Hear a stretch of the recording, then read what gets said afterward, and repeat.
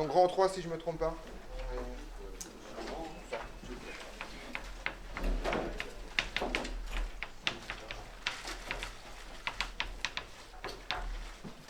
Électrocinétique pratique.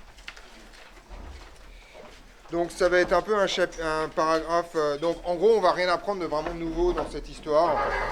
C'est juste histoire de faire le lien, faire un espèce de TP, de court TP, court avis de TP sur le sujet. Voilà. Donc, en gros, il y a des petits concepts comme ça. Résistance d'entrée et de sortie.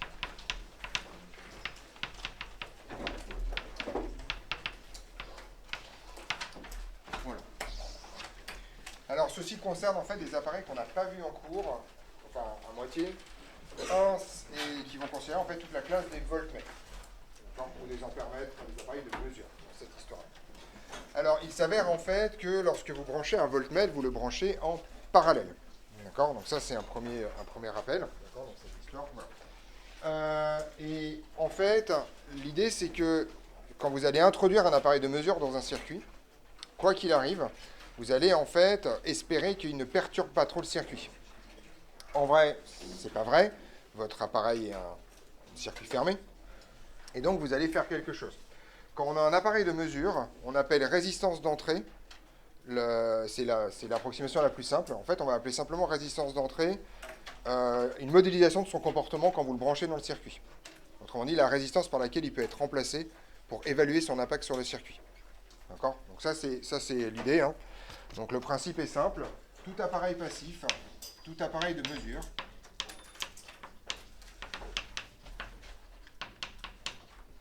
peut être modélisé d'un point de vue passif, enfin d'un point de vue électrique,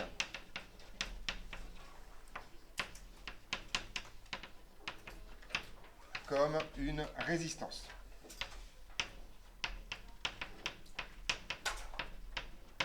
Cette résistance, elle porte un nom.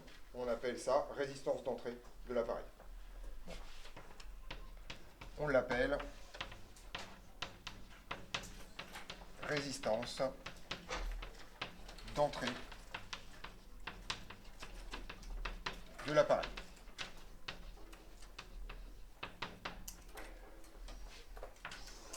Alors cette résistance d'entrée, elle est écrite en général sur les appareils, si vous avez fait attention. Alors je ne sais pas sur les nouveaux oscillos si c'est le cas, mais par exemple sur l'oscilloscope, juste en dessous des entrées, en fait, il y a deux choses écrites. Il y a un truc en ohm, et ça c'est la résistance d'entrée. Il y a aussi un truc en farad, puisqu'il y a aussi une capacité d'entrée. Mais c'est exactement ça le problème, d'accord? Donc par exemple, hein, pour un oscilloscope, la résistance d'entrée est à peu près égale à 10 mégohms. C'est à peu près l'ordre de grandeur des résistances d'entrée des ohmmètres en général. Plus votre voltmètre ou votre oscilloscope est de bonne qualité, plus sa résistance d'entrée est élevée. Tout simplement, moins il va perturber le circuit quand vous allez introduire le truc. On est d'accord là-dessus? Donc la résistance d'entrée, c'est ça. C'est pas hyper compliqué comme concept, c'est juste si un jour on parle de résistance d'entrée d'un voltmètre, en fait c'est la résistance qu'il y a dedans. De la même façon, tout générateur peut être modélisé par un générateur de Thevenin. D'accord? Et en fait, la résistance qu'il y a dans le générateur de Thevenin porte deux noms possibles, soit résistance interne, soit résistance de sortie. Voilà. De même, tout générateur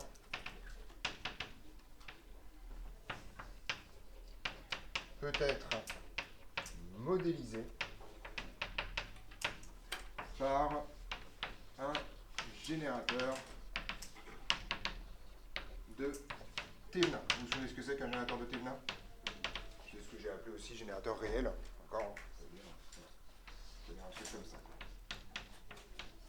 Donc ce que ça vous raconte, c'est que votre GBF, en fait, par exemple, d'accord, vous avez un dipôle comme ça, et finalement, à l'intérieur, vous avez une résistance qui se promène. D'accord?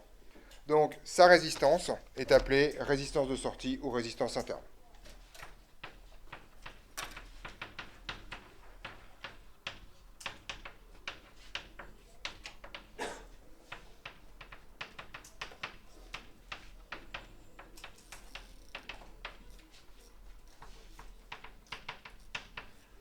résistance interne. Pour moi, vous devez savoir que la résistance interne d'un GBF vaut 50 ohms. Alors, petite remarque, ce n'est pas une résistance accidentelle. Si elle vaut pile poil 50 ohms, il y a une raison. C'est qu'en fait, on met une résistance volontairement pour éviter que votre GBF ne soit court-circuité. C'est-à-dire qu'en fait, sa résistance interne structurelle est probablement plus faible, elle va valoir quelques ohms. Et on ajuste ensuite la résistance interne pour être sûr que si vous court-circuitez votre GBF, il ne crame pas. Autrement dit, c'est la résistance qui prendra l'attention. Et puis c'est tout. Donc, pour un GBF, la résistance de sortie est égale à 50 ohms. C'est à peu près égal, plus exactement, mais c'est ça l'idée.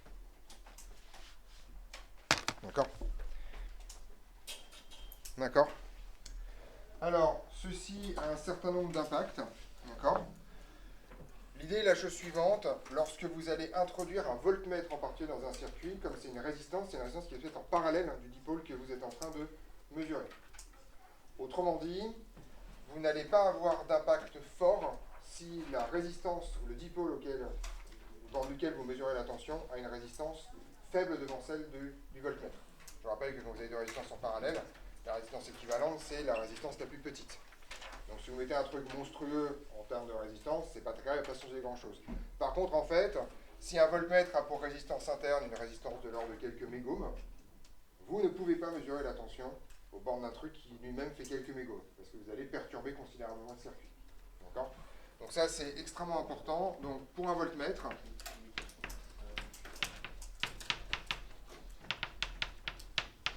la résistance d'entrée est assez élevée. Et en fait, la conséquence, c'est que on ne peut... pardon, je vais faire autrement. L'introduction d'un voltmètre dans un circuit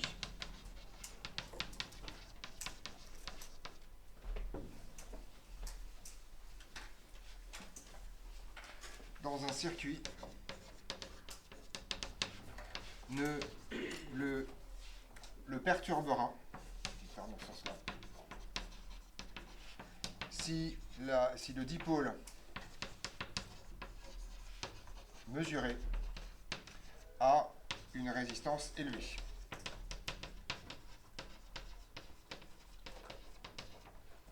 D'accord ? Donc en gros, si vous mesurez des tensions aux bornes de résistance qui ont des valeurs faibles, votre circuit sera perturbé. Ce qu'il faut bien comprendre, c'est la chose suivante, si on essaie de comprendre ça. Si vous voulez comprendre ce qui se passe, c'est pas compliqué. Imaginez que vous ayez une résistance comme ça, que je vais appeler R0, avec une intensité I qui se balade. D'accord ? Donc on est d'accord que dans ce cas-là, U est égal à R0I. Tout va bien jusque-là? Donc ça, c'est sans le voltmètre. Maintenant, si j'introduis le voltmètre, R0, j'ai toujours mon intensité I ici, mais mon voltmètre, je vais l'introduire ici. D'accord? Et mon voltmètre, en fait, il a une résistance d'entrée RE.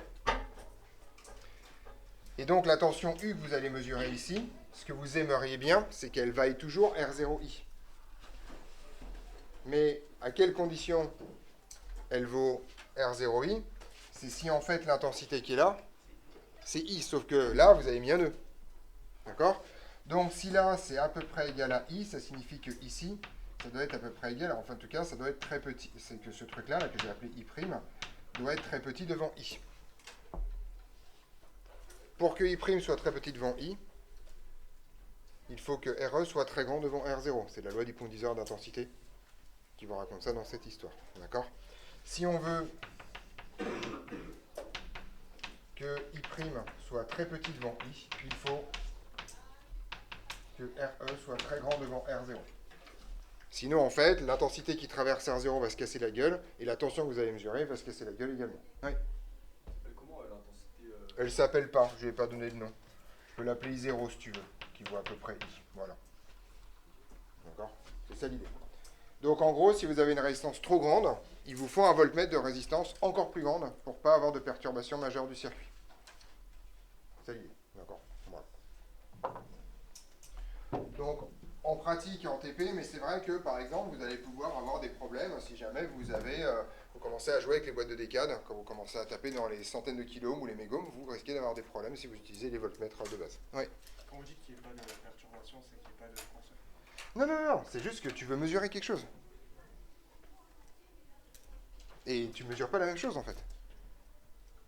Quand vous mesurez quelque chose, vous perturbez forcément le circuit. Ça, c'est un truc de base. Donc, ici, tu vas perturber le circuit en mettant ça. La question, c'est est-ce que tu le perturbes de façon notable ou pas? Si tu ne le perturbes pas de façon notable, la tension que tu vas mesurer, c'est bien celle-là.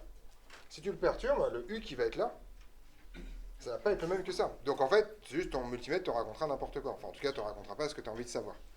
Donc ça fait partie des choses vraiment, vraiment importantes. Je vais vous donner un exemple très simple. Vous êtes déjà, je suppose que vous vous souvenez de quand vous étiez petit, vous alliez chez le pédiatre, et le pédiatre, vous mesurez votre taille. On est d'accord? Donc comment il disait? Vous vous souvenez comment on fait pour mesurer la taille? Oui? On fait contre un mur, et vous descendez un truc, d'accord? Et ça, en fait, vous faites un truc hyper intéressant, vous compressez l'objet, vous appuyez dessus jusqu'à ce que vous ne puissiez plus appuyer. D'accord? Là, bien entendu, la force exercée par la compression est très faible, donc grosso modo, on estime que ça ne va pas réduire votre taille. D'accord? Mais si vous faites ça avec une presse hydraulique, c'est-à-dire vous mesurez votre taille jusqu'à ce que la presse hydraulique arrive plus à vous compacter, vous allez perturber la mesure très très nettement quand même. On est d'accord? Définitivement, de surcroît. C'est exactement ça dont on parle, c'est-à-dire que toutes les mesures ont forcément une interaction forte, enfin réelle, avec ce que vous êtes en train de mesurer. Par exemple, si vous voulez savoir à quelle vitesse une voiture se déplace, comment vous faites? Vous faites de l'effet Doppler, d'accord? Donc vous envoyez une onde électromagnétique sur elle qui va faire un demi-tour. Bien entendu, l'onde électromagnétique, quand elle va se réfléchir sur la voiture, elle va modifier sa vitesse. Sauf que, bien sûr, la masse des photons et la masse d'une voiture fait que globalement, il ne va pas se passer grand-chose. Si vous commencez à faire la même chose avec des balles de pétanque, vous allez perturber la mesure que vous êtes en train de faire. C'est pour ça qu'on mesure. C'est pas ça, mais c'est une raison parallèle. On est d'accord là-dessus? Oui. Le I0, vous avez marqué, c'est environ égal à I. Oui, c'est ça, c'est ce qu'on veut. C'est ce qu'on veut, d'accord? On veut que I0 soit à peu près égal à I, donc on veut que le courant de fuite ici soit faible, d'accord? On est au clair là-dessus? Voilà l'idée. Donc, pour les voltmètres, on cherche essentiellement à ce que la résistance soit la plus grande possible. De là à dire qu'un voltmètre idéal, c'est un voltmètre qui a une résistance interne, une résistance d'entrée infinie, il n'y a qu'un pas que je vais franchir immédiatement, d'accord? Donc, un voltmètre est dit idéal.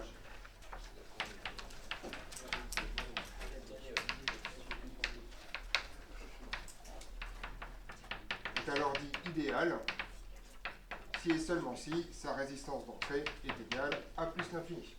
Auquel cas, vous êtes sûr qu'il n'y a pas de courant de fuite puisque c'est une sortie ouverte. Voilà. Au contraire, si vous avez un générateur, ça va être quoi le problème?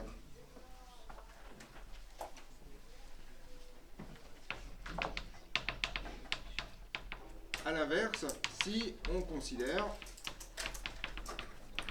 un générateur. Donc un générateur, je vous le rappelle, c'est un truc qui vous raconte E et où il y a une résistance de sortie ici. D'accord? Donc E, par exemple, ça peut être une pile. Ok? Vous avez quoi comme tension ici, là? Si je fais rien de plus que ça. Oui, mais donc ça vaut E moins RS fois I, c'est la caractéristique du générateur, sauf que là, I, ça vaut quoi? Rien, vu que vous êtes en sortie ouverte, donc cette tension vaut tout simplement E, d'accord? Ça vaut E. Ok? Petite remarque, c'est la raison pour laquelle E porte un autre nom, ça s'appelle la tension en sortie ouverte. Parce que c'est la tension en sortie ouverte. D'accord? Donc E est la tension en sortie ouverte.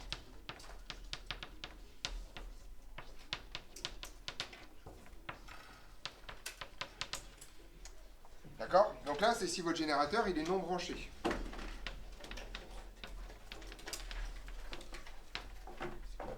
Mais donc après, ce que vous allez faire, c'est que votre générateur, vous allez le brancher. D'accord? Vous allez le brancher sur un circuit. Si on le branche, qu'est-ce qui va se passer? vous allez toujours avoir ça, vous allez toujours avoir votre résistance interne R, votre résistance de sortie, votre sortie du générateur, la tension ici, et vous allez le brancher à une résistance, que je vais appeler R du circuit. Et donc maintenant que vous avez branché votre générateur commence à débiter de l'intensité. On est d'accord là-dessus? Donc votre intensité ici, I, est cette fois différente de 0. Et donc que vaut la tension ici?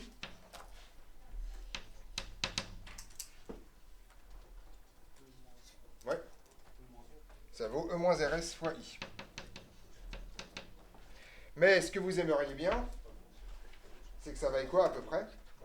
C'est que ça vaille E, d'accord? Sinon, en fait, votre générateur se casse la gueule, et en fait, si vous avez par exemple un chargeur à 5 volts ou un chargeur à 12 volts, vous aimeriez bien que quand vous le branchez, la tension ne se casse pas la gueule. D'accord? Donc, on veut que E soit à peu près, enfin que U par exemple, soit à peu près égal à E. Et donc, qu'est-ce qu'il faut qu'il soit faible en fait pour que ça marche? Il faut effectivement que RS soit I, mais la résistance elle est donnée, c'est ça le problème, d'accord? Et donc que I soit faible. On est d'accord là-dessus? Alors il y a plusieurs façons de le voir. Vous pouvez aussi remarquer que tout ça c'est un polyseur de tension. Avec E qui est là, qui est la tension globale, et ici la tension qui va se répartir entre les deux.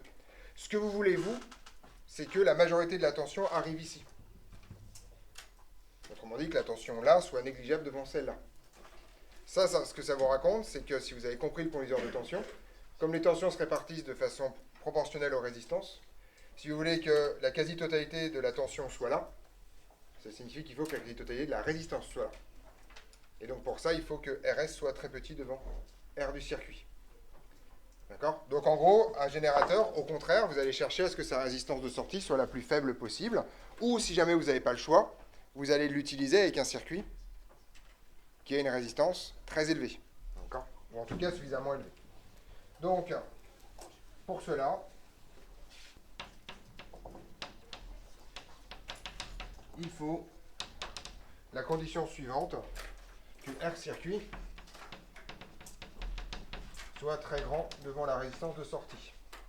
Est-ce que vous vous souvenez de votre premier TP de l'année? Pas d'électrocinétique, votre premier TP tout court. Ouais. Vous vous souvenez, vous avez pris un générateur qui était un GBF, hein, c'était toujours le même, et vous avez branché une résistance, et vous avez demandé pour une résistance de l'ordre de 100 ohms à peu près, quelque chose comme ça, une résistance assez faible. En fait, c'est comme ça qu'on s'est placé. D'ailleurs, la tension que vous mesuriez n'était pas du tout la tension que le générateur débitait. Parce que la résistance de votre circuit n'était pas très grande devant la résistance interne du générateur. Autrement dit, quand vous faites un circuit en électrocinétique, vous allez plutôt travailler avec des résistances de l'ordre de 1 kΩ, 10 kΩ, d'accord, pour qu'elles soient grandes devant les 50 ohms du générateur. Et pour qu'elles soient petites devant les résistances des oscilloscopes et des voltmètres. D'accord? D'où le fait qu'on vous allez toujours tomber sur des résistances entre 1 et 100 kΩ pour grosso modo être dans cette espèce d'intervalle climat-régler. On est d'accord sur ces deux concepts-là? On veut juste savoir ce que c'est. Sullivan. Pour cela, il faut que R circuit soit très grand devant RS. D'accord? Pour que l'intensité soit faible. D'accord? Donc en gros, ce qui se passe, si vous faites un court-circuit sur un générateur, bah, c'est pas compliqué en fait. Vous avez bien sûr une tension nulle au bord du court-circuit. Et donc toute la tension du générateur se retrouve sur la résistance de sortie. D'où le fait que votre résistance de sortie est aussi une protection de votre générateur. Par ailleurs.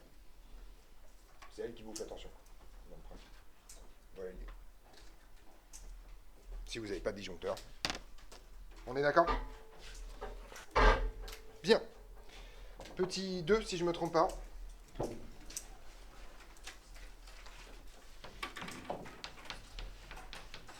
Mesure avec un voltmètre.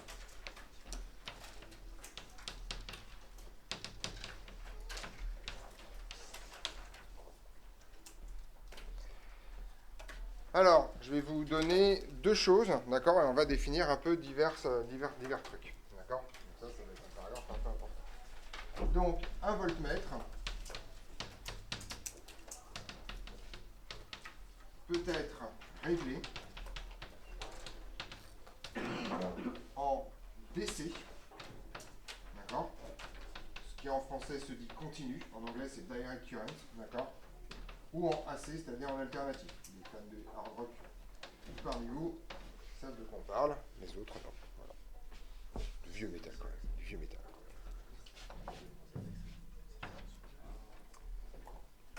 Voilà.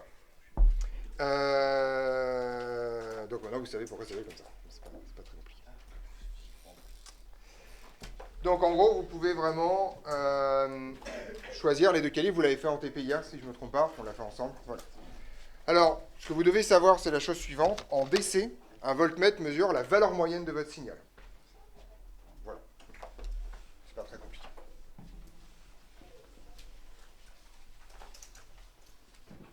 En DC, on mesure la valeur moyenne de la tension. Et cette valeur moyenne, ça se note comme ça. D'accord? Donc pour une tension constante, d'accord, on continue, vous aurez bien la valeur de cette tension. Si vous avez une tension sinusoïdale, vous allez tomber sur 0, puisque la valeur moyenne de fonction sinusoïdale, on verra ça quand on fera les fonctions sinusoïdales ensemble, ça vaut 0. D'accord? Voilà. En AC, on mesure ce qu'on appelle la moyenne, la valeur quadratique moyenne. D'accord? Alors la valeur quadratique moyenne, en fait, à plein d'égards, c'est l'écart type. Alors qu'est-ce que c'est que la valeur quadratique moyenne? Je vous donne la définition. D'accord? Et la valeur quadratique moyenne, elle porte un nom appelé valeur efficace. Donc pour l'instant, ça n'a aucun sens pour vous de pourquoi ça s'appelle la valeur efficace et pourquoi on mesure ça. Ça, on aura un quand on fera la puissance en régime sinusoïdal forcé. D'accord? Donc je vous demande de mettre un peu votre cerveau en pause. On va le revoir. Donc la valeur efficace, par définition, donc c'est une constante, U efficace, c'est égal à la racine carrée de la valeur moyenne. Ok? C'est quoi? Non, non, en fait, c'est pas... Vous connaissez la variance? Vous connaissez la variance? D'accord? Vous prenez la valeur, vous lui soustrayez sa valeur moyenne, et vous faites une somme, d'accord? Ça, en fait, la variance, c'est une moyenne. Et donc, en gros, ce que vous allez faire, c'est que vous allez prendre la valeur moyenne de U moins sa valeur moyenne. Vous allez la mettre au carré, et vous allez faire la valeur moyenne de ça. Et ensuite, vous allez passer à la racine. D'accord? Oui. Ça, c'est U. Ça, c'est la valeur moyenne de U. Donc, en gros, tu prends ta valeur, tu enlèves la valeur moyenne pour la ramener autour de 0. Tu mets ça au carré. Donc, en gros, alors, je vais vous montrer la mécanique par pliage de fonction. D'accord? Je ne vais pas faire le calcul. Je vais juste vous montrer. Donc, imaginez que je prenne, comme la fonction qu'on a vue hier, vous vous souvenez, c'était une fonction sinusoïdale, mais qui était décalée vers le haut. Si vous vous souvenez bien, elle était décalée un peu comme ça. D'accord? Il y avait 1 volt d'offset et 5 volts d'amplitude typique. D'accord? Ok? Donc, juste pour que vous compreniez. Ça, c'est ma fonction complète. Donc, c'est une fonction qui est sinusoïdale, mais qui a un offset. La valeur moyenne de ça, c'est tout simplement, en fait, c'est l'offset. D'accord? Donc, ce que vous faites, vous prenez cette fonction, vous enlevez sa valeur moyenne. Autrement dit, ça revient à remettre la fonction en oscillation autour de l'axe. D'accord? Vous la mettez au carré.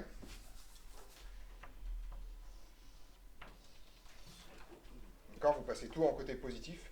Et vous calculez la valeur moyenne de ça. Qui là est forcément positif pour le coup. D'accord? C'est ça que vous faites quand vous calculez la variance. Hein. On est d'accord que quand vous faites ça, vous prenez n'importe quel nombre, vous enlevez la valeur moyenne, vous mettez tout au carré, vous faites la somme. D'accord? Et vous divisez par le nombre de termes. Et vous prenez la racine pour avoir l'écart type. Donc ça, en fait, c'est de l'écart type en version continue. On est au clair là-dessus? Vous avez vu ça en terminale après. Je vous rends juste la physique du problème. On reviendra dessus quand on fera les trucs sinusoïdaux. Pour l'instant, on parle que de continu. Donc ça n'a pas beaucoup de sens. Oui? Du coup, après, appliquer la valeur moyenne de la racine, ça fait quoi? Ça donne le résultat. On prend la racine pour une raison très simple, c'est que sinon c'est pas homogène à une torsion. Parce que c'est une torsion carrée. C'est pour ça qu'on n'utilise jamais la variance. La variance c'est nul, c'est pas homogène à la grandeur de départ. Alors que l'écart type, si. D'accord.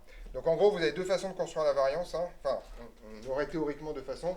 L'idée c'est comment on fait le repliement. Est-ce qu'on fait une valeur absolue ou est-ce qu'on prend un carré?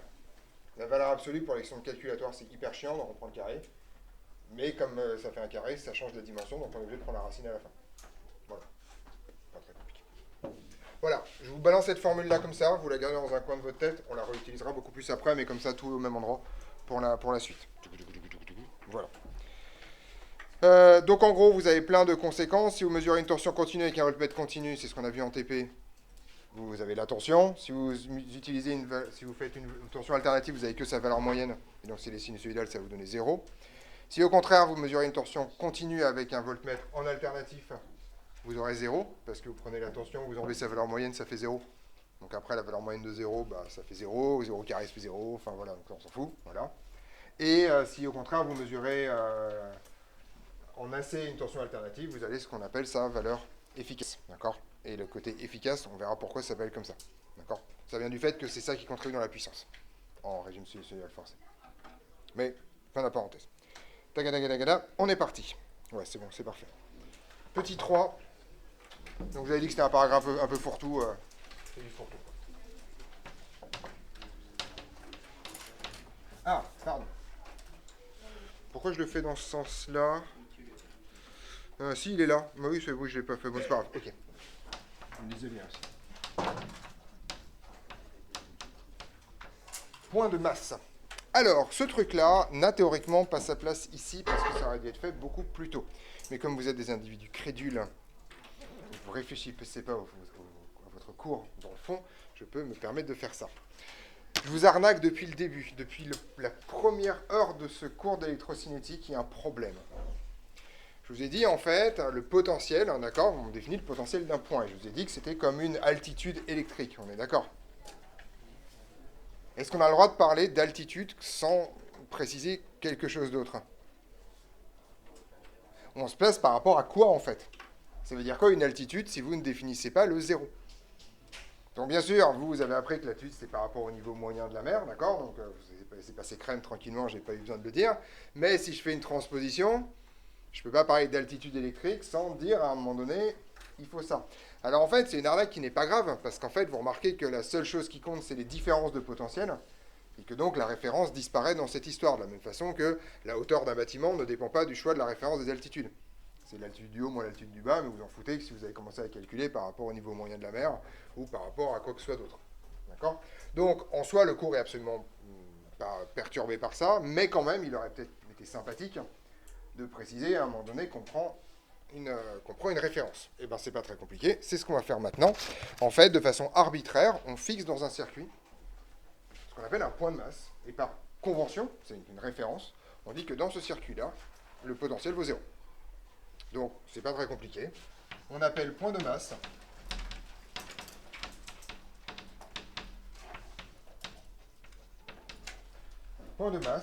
ce point est noté comme ça. Voilà, c'est ça le petit truc. Donc ceci n'est pas comme la Terre, hein. La Terre c'est une pyramide vers le bas, d'accord? Ça c'est juste un petit balai, en fait. Noté comme ça. Un point où on choisit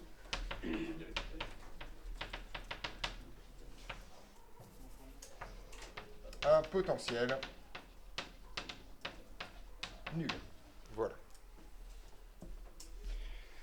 Alors, donc, en fait, si vous avez compris le truc, on pourrait prendre n'importe quel point du circuit comme point de masse. Pour des raisons qui vont être beaucoup plus claires dans 3 minutes, en général, le point de masse est relié directement au moins du générateur.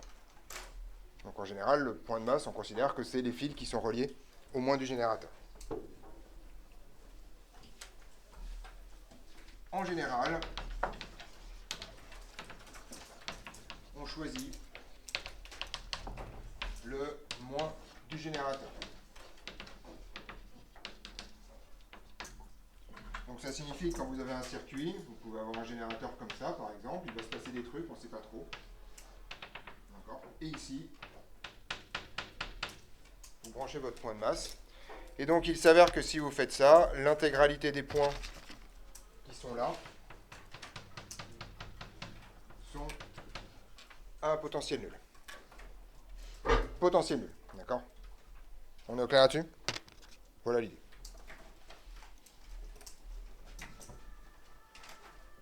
C'est bon là-dessus? Voilà. Oui. C'est au même potentiel. C'est pas ok, c'est votre premier théorème d'électrocinétique. Hein. Le potentiel uniforme le long d'un fil. D'accord? Non, mais vraiment, hein, c'est celui que vous oubliez tout le temps, et c'est celui qu'on utilise le plus souvent quand même. Dans tout ce cours, j'utilise ça à peu près toutes les 5 minutes. Ouais. Du coup, les choses vont partir du générateur, ils vont arriver du point de masse. Oui, mais c'est pas grave ça. C'est juste un point conventionnel. Hein. C'est pas relié à quelque chose, il n'y a pas de fil là. On ne l'attache pas à quelque chose, on dit juste ça, c'est la masse, quoi. D'accord? Voilà. C'est pas de... Après, petite remarque, si jamais c'est relié à un autre truc de V égale 0, comme il n'y a pas de différence de potentiel, il n'y aura pas d'intensité qui va se balader. C'est juste... Bon. Ça va revenir au générateur sans problème. Ok. Oui, Gaëtan. Bah pourquoi il se prolongerait pas de l'autre côté, vu que c'est des fils? Vraiment, encore une fois, hein, ce théorème il est important. Hein. On est d'accord, c'est votre premier théorème d'électrocinétique, le potentiel uniforme le long d'un fil. Et, bah, voilà, c'est plus important. On est parti. D'accord là-dessus? Voilà.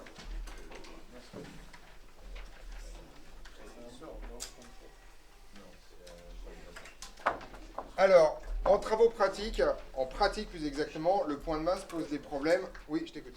Il y a un trait sortant de... Non, c'était juste, je voulais dire qu'il pouvait y avoir un fil éventuellement relié, mais c'est pas. Enfin voilà, c'est juste pour répondre à la question que Camille a posée.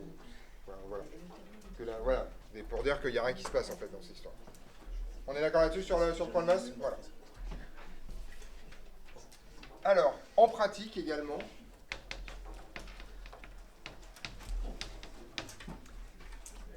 En pratique, ceci va donc correspondre à l'armure métallique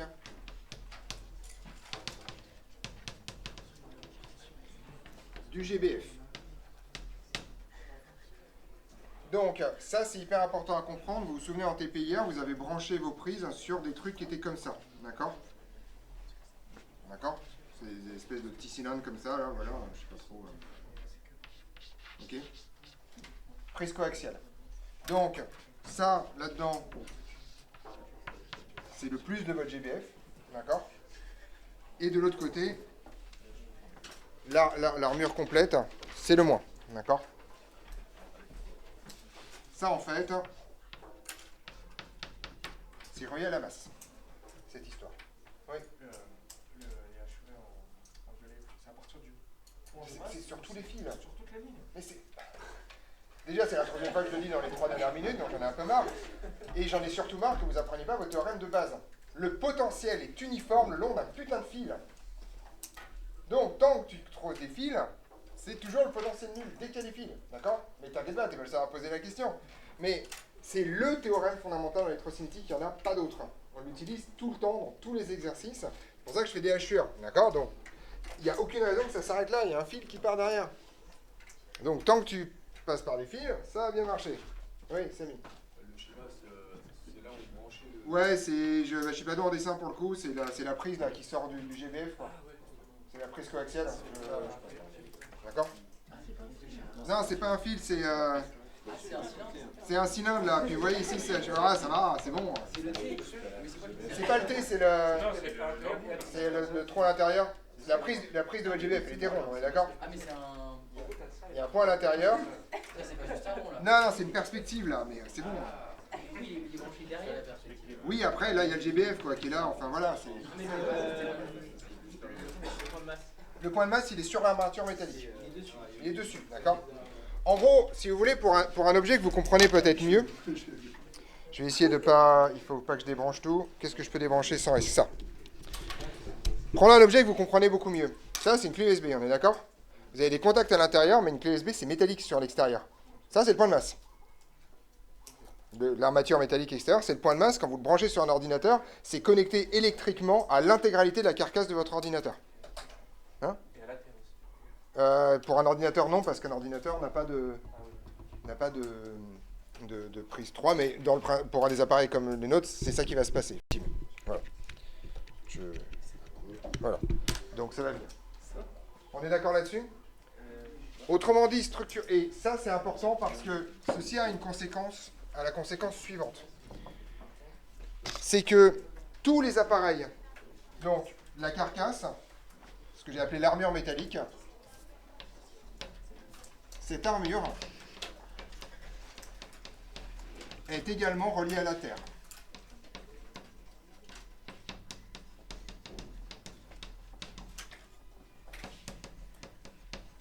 D'accord? Via la prise électrique. Et alors ça, c'est hyper important à comprendre. Ça signifie donc que quand vous posez un GBF et un oscilloscope et que vous le branchez, que vous les branchez là derrière votre paillasse, toutes les armures métalliques là, tous les moins de tous les appareils sont déjà reliés. Par derrière. D'accord? Par le circuit électrique et par les prises. Donc, quand on branche un GBF et un oscillo, puisque c'est surtout ça qui nous intéressera, toutes les armures ou toutes les parties externes des prises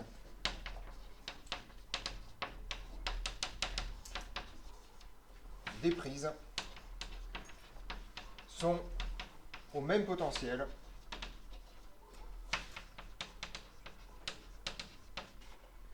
et ce, y compris en l'absence de tout circuit, d'accord? C'est déjà branché par derrière, d'accord? Si j'essaye de faire un dessin, j'essaye parce que voilà, ça signifie que si vous prenez votre GBF, d'accord? Que vous avez ici ces deux sorties, d'accord? Même, vous savez qu'il y a 3 prises, vous vous souvenez? D'accord? Donc, vous avez bien sûr les sorties au milieu, et que vous avez ici votre oscillo. Là, vous avez ces deux entrées. Même si vous ne mettez aucun circuit en interne, d'accord? Eh bien, en fait, tout ça, là, ça, c'est relié par un fil, par la carcasse métallique de vos appareils. Même si vous ne les branchez pas. Même si vous les branchez... Enfin, ça dépend attendez, ça dépend ce qu'on appelle brancher. Dès que vous les branchez au circuit électrique. Dès que sur une prise. Voilà. En fait, alors, pour moi c'est évident parce qu'un GBF, un oscillo, si vous ne les branchez pas, ça sert à que dalle. Voilà, c'est ça l'idée. D'accord? Voilà. Donc en fait, c'est la prise... voilà, c'est branché sur la prise électrique, et dès que c'est branché sur la prise électrique, tout ceci est au même potentiel. Quand je dis pas branché, c'est même si vous ne mettez pas de circuit, même si vous ne les utilisez pas en tant que tel. On est d'accord là-dessus? Ça, c'est un truc qui est hyper important. Ce que ça vous raconte donc, c'est que le moins de l'oscilloscope est forcément relié à la masse. Autrement dit, quand vous allez mesurer une tension, il y a une des deux bornes qui est déjà imposée. Donc un oscilloscope ne peut pas mesurer des tensions aux bornes d'un dipôle qui n'est pas branché à la masse. Ça ne marche pas. Et on va essayer de comprendre pourquoi. Donc, le moins de l'oscilloscope, est structurellement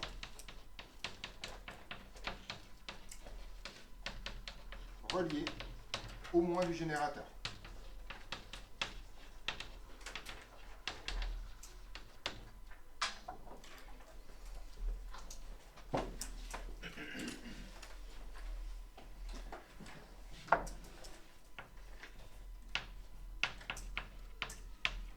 Par exemple, imaginons que je prenne ce circuit-là.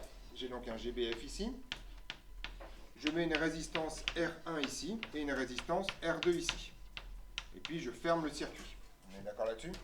Ici j'ai le moins, ici j'ai le plus. Par convention, je dis que la masse est là. D'accord? Et je vais faire venir mon oscillo. D'accord? Donc j'ai mon oscilloscope ici. Et mon oscilloscope, je vous rappelle, il a une borne plus et il a une borne moins. Qui est constituée des deux choses.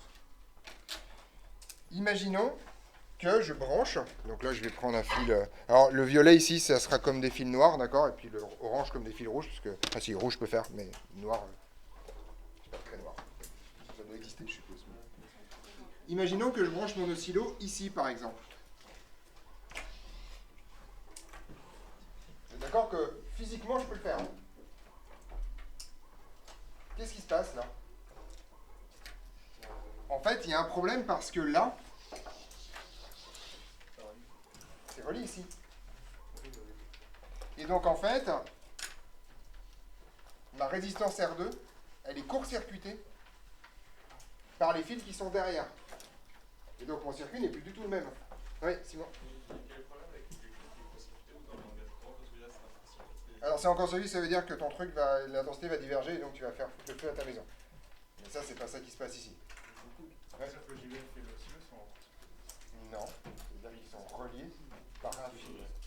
Le moins de l'oscillo. Alors oui, le moins de l'oscillo et le moins du générateur sont dans le circuit. Tout à fait. Tout à fait. Donc en gros, si on fait ça, d'accord, ceci en fait va court-circuiter R2. Et donc en fait, mon circuit ne va pas du tout fonctionner comme il fonctionnait avant l'introduction de l'oscilloscope. Alors ça porte un nom. Faire ça, ça s'appelle faire une boucle de masse. Parce qu'en fait, vous avez ici fait une boucle avec la masse, d'accord? Là comme ça, et vous avez court-circuité ce qui se passe entre les deux. Donc ceci s'appelle une boucle de masse.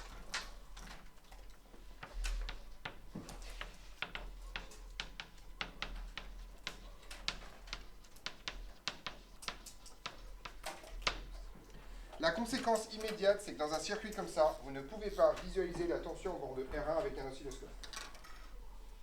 Vous ne pouvez visualiser que la tension aux bornes de quel dipôle, au pluriel? R2, tout simplement parce que le moins sera bien au bon endroit, et le GBF, parce que le moins sera bien au bon endroit. Mais pas R1. Ouais. Oui, bah oui, parce que c'est ça qui t'explique que c'est court-circuité quand même. D'accord? On est au clair là-dessus? Ce câble-là, c'est pas vous qui le mettez, hein. Ce câble-là, il est déjà là. Il est à l'intérieur des appareils. Il est dans les prises électriques. Posez-moi des questions à moi, s'il vous plaît. Parce que tu as un fil là qui part du moins de l'oscillo au moins du GBF. C'est celui que j'ai représenté là-bas. Et donc tu vois que R2 court-circuit, enfin ce fil-là court-circuite R2. Autrement dit, la tension au bord de R2 vaut 0. Il n'y a plus d'intensité qui passe là, c'est fini. En fait, l'intensité, elle va là et elle passe par le fil violet. Ok, donc même si le plus il est plus petit de R2, ça ne correspond pas quand même. Non, oui, effectivement. Mais pourquoi le plus relié au plus, c'est grave? En fait, le problème, c'est que le plus, c'est pas une question d'être grave, c'est que globalement, tout simplement parce que les plus entre eux ne sont pas reliés structurellement. Le plus du générateur et le plus de l'oscillo, eux, ils ne sont pas reliés structurellement. C'est que les moins qui sont reliés. Ce fil-là, qui existe structurellement, il n'y a pas la même chose entre les plus. C'est pas gênant, ça. Autrement dit, il n'y a pas d'intensité qui circule là. Il y en a une qui se fonctionne. Alors, je vous explique pourquoi. L'oscillo, c'est un voltmètre. Il a une résistance a priori infinie. D'accord? Donc, en gros, mon intensité ici, elle doit passer par la résistance infinie de l'oscillo. Donc, elle va être très faible. Mais là, mon intensité qui part là, elle part là, en fait. Elle passe jamais par l'oscillo. Elle passe pas par l'appareil de mesure, elle passe par la carcasse métallique et puis elle se barre de l'autre côté. Donc elle ne voit pas de résistance infinie. D'accord? C'est ça l'idée. Donc l'oscilloscope est un appareil qui a une limitation forte de ce point de vue-là. Oui. Ceci s'appelle une boucle de masse. Oui. C'est quoi Le trait violet, c'est le fil dont je parle depuis tout à l'heure. Le fil qui relie le moins du générateur au moins de l'oscillo en interne des appareils. La masse, ça sert à quoi? On s'en fout de la masse. Allez, j'enlève la masse.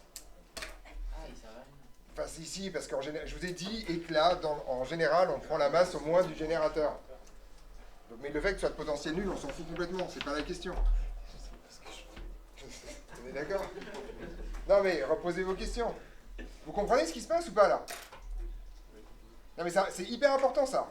Non mais je peux la faire, mais oui, Simos. J'ai compris le lien en bas, mais je sais pas compris les deux. Ok, vous avez passé 2 heures hier à manipuler des voltmètres. Vous savez qu'il y a 2 fils que vous les branchez. Ah ouais, j'étais pas là.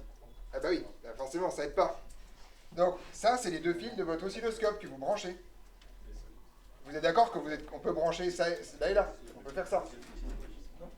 Si vous faites ça, vous tuez votre circuit. Si vous faites ça, vous modifiez drastiquement votre circuit. Mais du coup, il y avait 2 fils, il n'y en avait pas 3. Mais non, mais c'est Il y a un putain de fil qui est à l'intérieur des machines que vous voyez pas. Ça fait 20 minutes que je vous dis qu'il y a un fil qui est à l'intérieur des machines que vous voyez pas. Donc non, il n'y a pas 3 fils. Oui, alors, je suis pas en train de vous faire un cours sur faut pas être complètement débile pour ajouter un fil en plus dans le circuit. On n'est pas niveau CP là.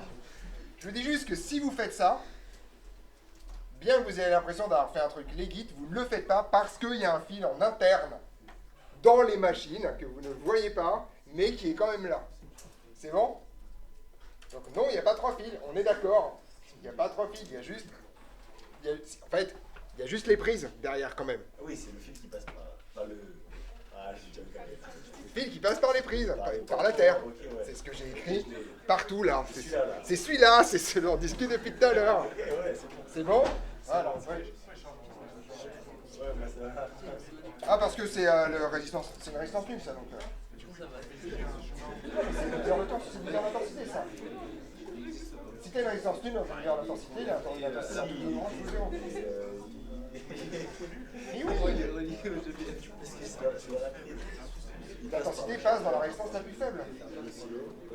C'est un fournisseur d'intensité qu'on a vu mardi. Oh, s'il vous plaît. C'est important parce que c'est là où on voit que la mise en place, elle n'est pas faite. Quand vous avez un diviseur d'intensité, l'intensité emprunte la branche de la résistance la plus faible. Elle est en raison proportionnelle des conductances. Donc, si vous avez une conductance infinie, c'est une résistance nulle, toute l'intensité passe par là. Passe pas par les autres branches. D'accord? Voilà. C'est ça l'idée. Donc là, en fait, votre intensité traverse plus R2, donc la tension ici n'existe plus, donc vous avez tué votre circuit. C'est bon là-dessus? La conséquence pratique de ça, et ça c'est extrêmement important, et je vais pouvoir finir là-dessus, c'est que un oscilloscope ne peut donc mesurer des tensions que entre un point et la masse. C'est la seule chose qu'il peut faire. D'accord? Un oscilloscope ne peut donc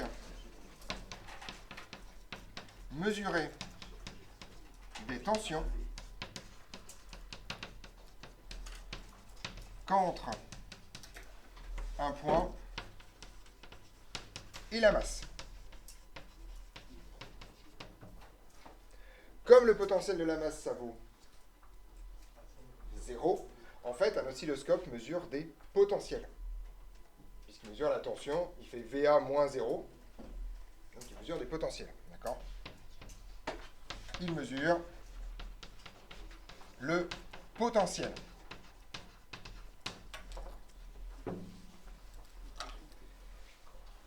Alors, on a donc 2 conséquences sur cette histoire-là, et vous resterez jusqu'à ce que je les ai listées. Conséquences. Oui. Vous avez marqué des tensions. Oui. Et après, vous avez marqué. Qu'entre un point et la masse. D'accord? Oui. S'il mesure le potentiel, comment il fait pour le ramener en... C'est pas qu'il ne le ramène pas, c'est qu'il est forcément branché à la masse. En gros, c'est comme si je te disais qu'un oscilloscope, c'est un truc qui mesure la hauteur des objets forcément par rapport à la mer. Et donc, il mesure l'altitude. Il n'a pas le choix, en fait, il n'a pas le choix de son point de référence de base. Donc, forcément, c'est l'idée. Donc, la première conséquence qui est extrêmement... Oui. Oui, en fait, c'est la même chose, puisque la tension, c'est le potentiel du point moins 0. Alors, première conséquence, lorsqu'on indique les branchements d'un oscilloscope, on indique donc qu'un seul des 2 pôles. Pas l'autre. Parce que l'autre, c'est forcément la masse. D'accord? Donc, les branchements... Donc, quand on indique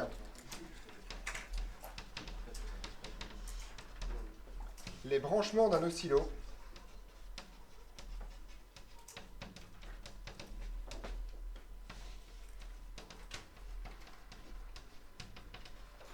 on indique que le plus. Alors je vous fais un dessin pour que ce soit clair et pour que je n'ai pas à répéter jeudi prochain. Voilà, parce que je m'économise quand même. Si vous prenez un circuit comme ça, GBF, avec une résistance R1, une résistance R2, d'accord? Moi, je vais vous faire un magnifique truc, d'accord? Et ce que je vais dessiner sur mon petit circuit, c'est la chose suivante. Je vais mettre ici voie 1, et je vais mettre ici voie 2. D'accord? En général, c'est comme ça que je ferai mes petits dessins. Voie 1 étant l'entrée 1 de votre oscilloscope, voie 2 étant l'entrée 2 de votre oscilloscope. D'accord? Dans ce schéma-là, quelle est la tension mesurée en voie 1? Oui. Celle du GBF, exactement, parce que c'est la tension entre ce point-là, qui est indiqué, et le moins, qui n'est pas indiqué, mais qui est là. D'accord? C'est clair là-dessus? C'est ça que ça raconte. Donc, en voie 1, on mesure le GBF. Et en voie 2, qu'est-ce qu'on mesure?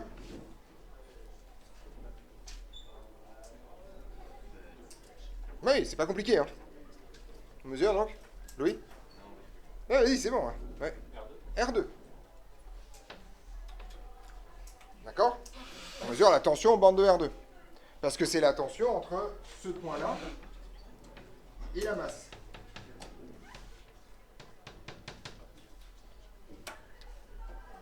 C'est tout. Il y a un espace, hein, d'accord? C'est pas relié. Hein. C'est juste pour vous dire qu'on mesure la tension entre ça et le point de potentiel nul.